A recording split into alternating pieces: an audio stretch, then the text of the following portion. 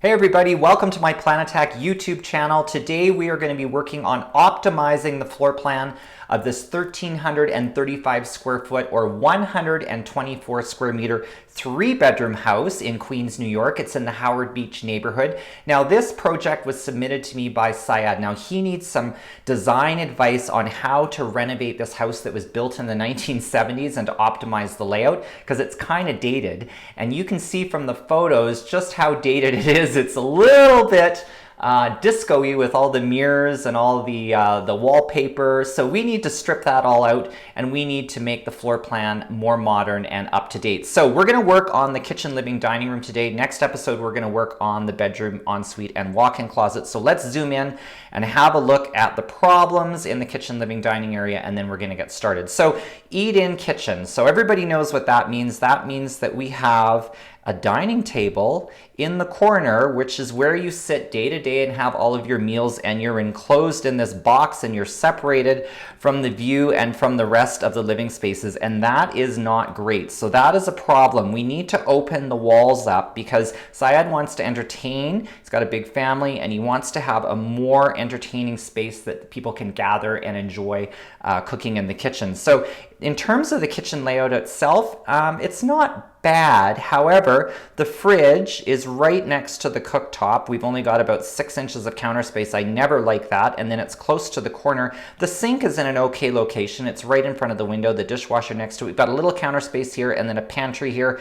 I mean, it's fine, but it's not 100%. I think we can update this and make this really good. So in terms of the demolition, what we're going to do is we're going to keep it really, really simple. We are going to open it up. So we're going to take all the cabinets out. We're going to remove these two walls. But if you notice from the pictures, we have these wing walls here and these drop beams. We have to bear those in mind. So those are going to act kind of like a frame on the ceiling for how we can put everything back into this layout. So we have to remember we've got these drop beams. We can't get rid of them because they're supporting the roof load. So let's start thinking about the kitchen. The dining room will stay where it is. The living room will stay where it is. Those are furniture decisions, but let's start thinking about how we're going to lay out the kitchen.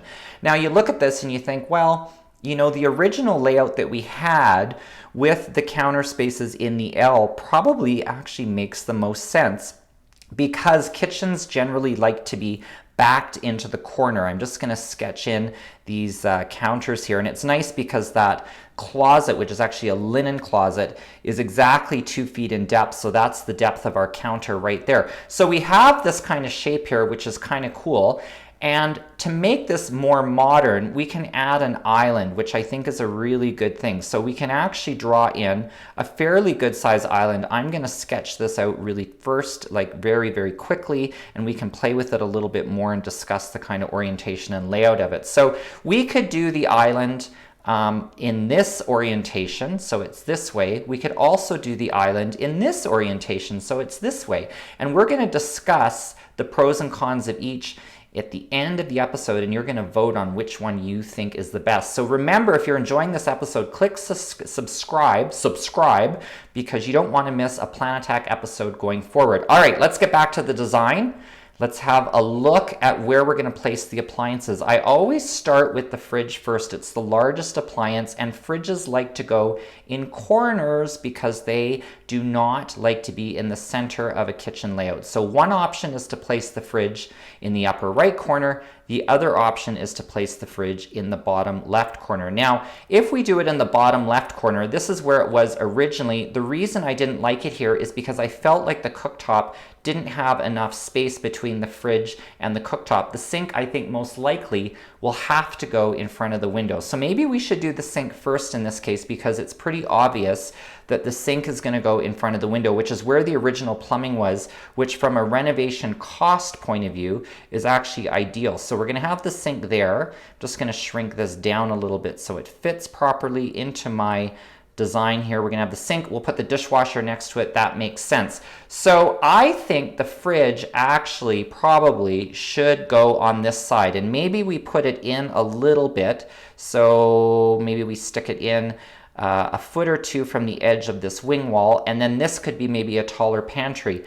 And if we put another pantry on the opposite side, opposite the island. And I like tall pantries because that's where you can store a lot of food and you can have pull-out drawers and all that sort of stuff. That means that the cooktop, by definition, would go in the center of this back wall, which I think is ideal because when you're standing here to cook, you've got counter space on both sides. The tall pantry could be for storage. The sink is nicely in front of the window. And the fridge is here. It's outside of the island a little bit, but it's still within the work area of the kitchen. And then we've got another pantry storage here for more food stuff. So that's what I came up with. Now, if we are to draw it properly in full hardline drawing with the island this way, this is what I think would be the ideal layout. Now, I'm going to just show you quickly what I did for the living and dining room furniture because this is pretty obvious. The dining table nicely fits within the square and the living room furniture nicely fits within this rectangle. And I put the TV on the wall so that the sofa and the chairs were focusing towards that as the focal point.